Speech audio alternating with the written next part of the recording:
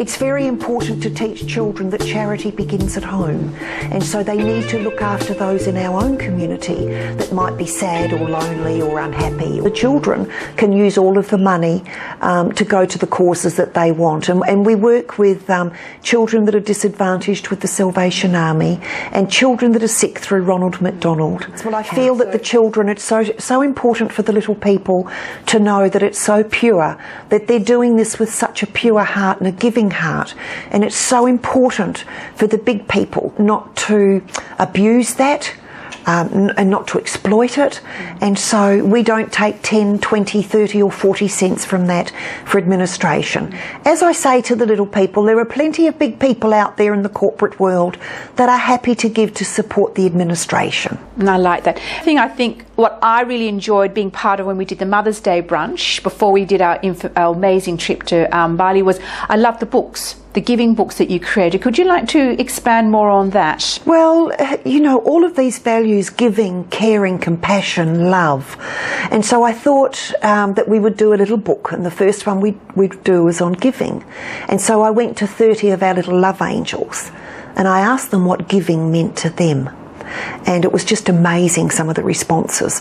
So there was one question was, what does giving mean to you? And the other question was, I love my mummy because.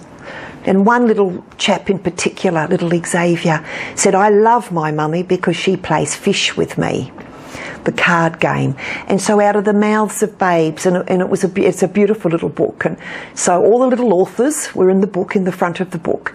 And yes, it was very well received. And so hopefully we'll carry on and do more of these little books and just teaching the children the values, but at the same time they're expressing themselves and they're acting them out. These little children are doing amazing things.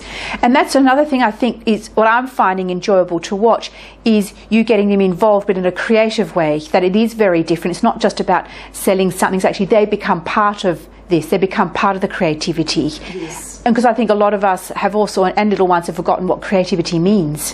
Well, I'm finding now that a lot of the big people are sitting and colouring in the love angels and being creative. And you know, I encourage that with families. I say to them, take a pack of the love angels and sit around your dining room table and sit together as a family and really connect with each other and talk about orphans and widows and some of the things that are happening around the world that our little people aren't exposed to. And I think it gives them a deep appreciation, because children are they're just so amazing and they're so accepting. So once you talk about a homeless person and you explain that a homeless person is very sad, you know, they may look frightening to a little person, because I know that sometimes they do for big people. And one of the biggest mistakes that the bigger people do is they can be walking down the street with their child and they see a homeless man or a homeless lady and they deliberately cross the road.